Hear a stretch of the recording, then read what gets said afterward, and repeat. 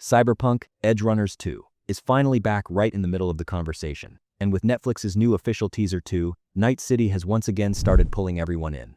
If you watched the first season, you already know how bright, brutal, and merciless this world can be. But this teaser gives us a very clear message. New legends are coming, but Night City is still the same, Night City. So once again, we have neon lights, a chrome obsession, corpo secrets, street gangs, revenge, chaos, and probably characters who are going to break our hearts.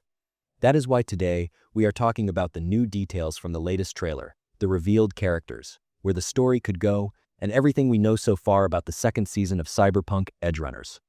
First, let's start with the newest detail. Netflix's new teaser shows that Cyberpunk Edgerunners 2 is no longer just a distant rumor, but has truly entered its marketing phase. The main line the teaser gives us is very simple but very powerful. New legends. Same Night City. In other words, this season is not trying to reopen David Martinez's story. Instead, it will show how other people in other corners of Night City are tested by the same city. I think this is a very smart decision, because the ending of the first season was so sharp and unforgettable that forcing the same characters to come back could have weakened the emotional weight of the story.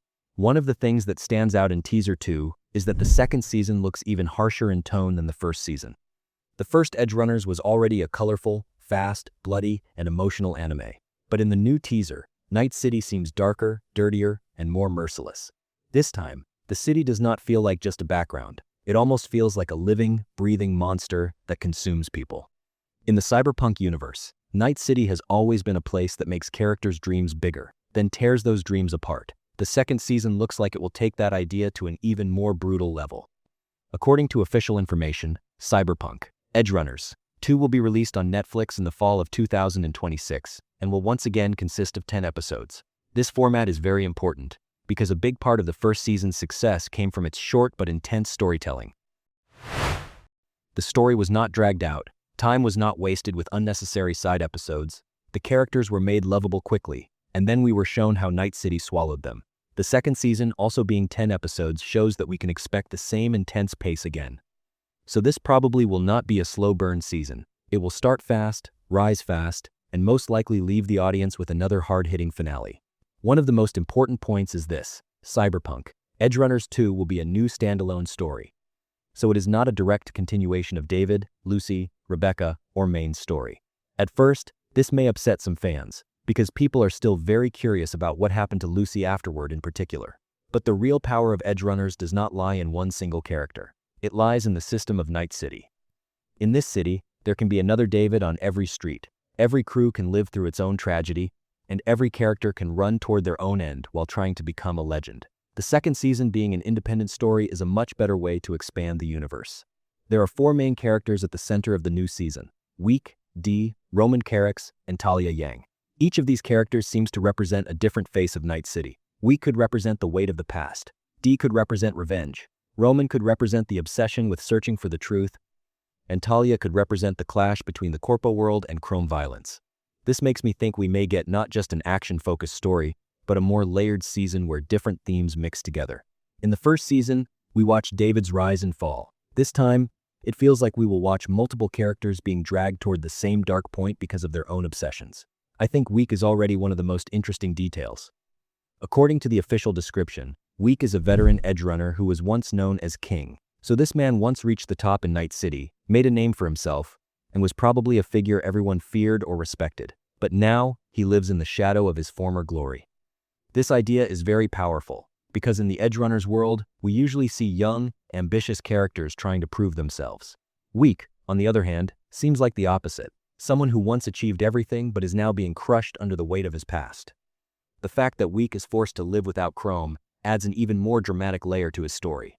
In the Cyberpunk universe, Chrome is not just a weapon, power, or technology. It is identity. People feel stronger, faster, more dangerous, and more valuable by changing their bodies. Having an edgerunner who was once known as King be cut off from Chrome could show that he has been broken not only physically, but also psychologically. Maybe this season will ask the question through Week: what is left after you become a legend? Reaching the top in Night City is hard, but surviving after falling from the top may be even harder. The character D seems to carry the most direct revenge storyline. D is introduced as a netrunner connected to Snake Nation, and she is hunting the killer who wiped out her clan.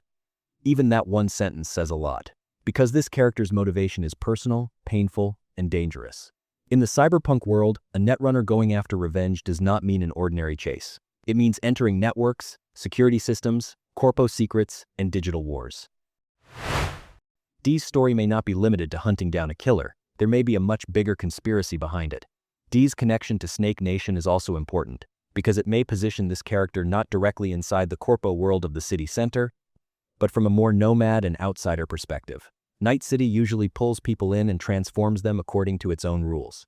Dee, as someone coming from the outside, may be trying to settle her own score against this city's dirty system. But in the cyberpunk universe, revenge never stays clean. You set out to find someone, and then behind them, you find a corporation, a gang, an experiment, a betrayal, or a completely different nightmare. That is why Dee's journey could be one of the most dangerous parts of the season. Roman Carax seems like the most different, and maybe the most meta character of the second season. Roman is a young cinephile, meaning someone obsessed with movies, and he is trying to document real stories in Night City. This idea is incredibly interesting, because in the cyberpunk world, people escape reality by taking refuge in artificial experiences like brain dance. People consume other people's memories, pain, and excitement. Roman, on the other hand, is trying to capture what is real inside this artificial world. That is why his camera may not be just a camera. It could turn into a weapon that exposes the things Night City wants to hide. I think Roman's story could open up the media, reality, and fame side of the second season. Because in Night City, becoming a legend is not only about being powerful, it is also about how the story is told. Even someone's death can turn into the city's new myth if it is packaged the right way. Maybe throughout the season, while Roman is recording other people's lives, he will realize that his own story is also spinning out of control. In his favorite movies, there may be clean endings, meaningful closures, and dramatic resolutions. But in Night City, stories are usually messy, bloody, and unfinished. That could turn Roman into a very tragic character. Talia Yang stands at the point where the corpo world and gang violence come together. According to official descriptions, Talia grew up in Corpo Towers, but was hardened by the influence of Maelstrom. This detail is very important, because Maelstrom is one of the most disturbing gangs in the cyberpunk universe. For them, Chrome is not just power, it is almost like a belief. They are not afraid to turn their bodies into machines, turn violence into an aesthetic spectacle, and tear apart the limits of humanity. If Talia comes from this culture, she could be one of the most terrifying and explosive characters of the season. Talia's Corpo background also makes her more interesting, because someone who grew up in Corpo Towers knows the upper layers of Night City, money, power, and how the system works. But someone hardened by Maelstrom's influence also knows the most savage side of the streets. When these two worlds come together, a very dangerous character emerges. Talia may be dangerous, not only because she is strong, but because she understands both sides. Maybe she knows the system from the inside, maybe she knows how the gangs operate, or maybe she is holding on to more chrome, more violence, and more chaos to escape her own past.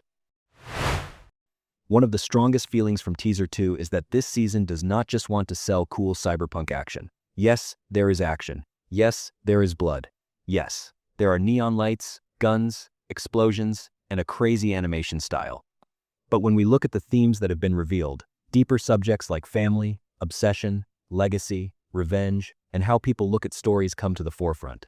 This is very important, because this is what made the first season unforgettable too. Edgerunners was not loved only because it looked cool. It stayed in people's minds because the characters' dreams slowly broke apart. The biggest challenge for the second season will be capturing the emotional impact of the first season, because David and Lucy's story was not just a simple love story. That story was about class difference, the cruelty of the system, the limits of the body, the cost of dreaming, and how being free in Night City is almost impossible. Maine's collapse, Rebecca's energy, Lucy's dream of the moon, and David's self-destruction are still in the memories of fans. For the new season to hit viewers the same way, it will need not only bigger scenes, but stronger character breakdowns. Studio Trigger returning is one of the most reassuring details here, because the identity of the first season was created not only by the Cyberpunk 2077 universe, but also by Trigger's animation language. The colors were extremely vivid, the action scenes moved at a crazy speed, and the characters' emotional explosions were felt visually as well.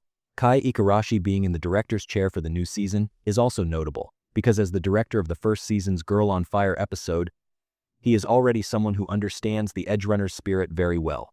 That is why it makes sense to expect the second season to be visually very strong and aggressive again. Bartosz Stybor returning on the story side is also important. What made Edgerunners not feel like just a side product of the game universe in the first season was that the story worked as a powerful tragedy on its own.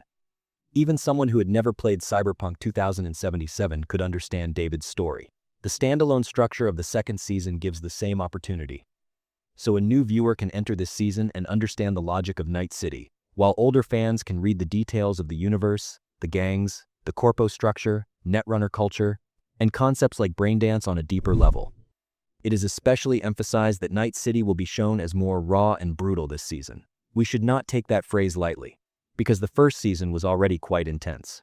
If the second season is going to be even more brutal, the story will probably take the characters to much darker places. Maybe gang wars will come to the forefront more. Maybe we will see corpo experiments, illegal implants, digital torture, or terrifying systems built through braindance. In the cyberpunk universe, as technology advances, people do not become freer. Most of the time, they become easier to exploit. The teaser and official descriptions do not give us the exact story flow, but it is possible to predict some directions. Weeks past, Dee's revenge, Roman's search for real stories, and Talia's chrome violence will most likely come together at some point. Maybe the killer Dee is chasing will turn out to be connected to corpo secrets. Maybe Roman will capture footage that changes everyone's fate while recording these events. Maybe Week will be forced to return to his old legendary identity. Maybe Talia will carry the biggest risk within the crew because of both her corpo past and her Maelstrom connection. The question of whether David Martinez will return will also definitely be discussed here. Right now, official information says this season is built around new characters and a new story. That is why it would not be right to expect David to return in the main story. But that also does not mean there will be no connection to the first season at all. Legends are not easily forgotten in Night City. David's name could come up as a rumor, there could be a reference to Lucy, or small connections to the first season could be made through afterlife culture. But I think the healthiest path for the second season would be to remember the first season with respect, while giving its own characters room to breathe. The reason Cyberpunk Edgerunners 2 is popular is not just the new teaser. The first season also seriously changed the perception of Cyberpunk 2077. When the game first came out, it was heavily criticized for technical issues, but Edgerunners reminded people again how powerful the stories in this universe could be. Many people returned to the game after watching the anime, rediscovered Night City, and started looking at the Cyberpunk brand from a different perspective. That is why the second season is very important not only for Netflix, but also for CD Projekt Red, because Edgerunners has now become one of the strongest parts of the Cyberpunk universe. Right now, we do not have an exact release date, only a fall 2026 window. But the release of the new teaser, the reveal of the characters, and the official website being updated show that the campaign has now seriously begun. In the coming period, we may see a longer trailer, the English and Japanese voice cast, episode titles, a clearer story synopsis, and maybe a release date. Especially if more details come from events like Anime Expo, it may also become clearer which theme the second season will focus on more. For now, what is clear is this: Netflix, CD Projekt Red, and Trigger are preparing this return not like a small extra piece of content, but like a major event. So what do you think about Cyberpunk Edgerunners 2? Do you think this new crew will be able to capture the emotional impact left by the first season, or will David, Lucy, and Rebecca's story still remain the peak of this universe? Which of the new characters has already caught your attention? Week, Dee, Roman, or Talia? Also, do you think we will see even a small reference to David, Lucy, or the events of the first season in the second season? Make sure to write your thoughts in the comments, because the theories about this season are already going in very interesting directions. If you enjoyed the video, don't forget to hit the like button, subscribe to the channel, and turn on notifications, because as new trailers, character details, and release date updates about Cyberpunk Edgerunners 2 come out, we will keep talking about them here. Thank you so much for watching, take care, and I'll see you in the next video.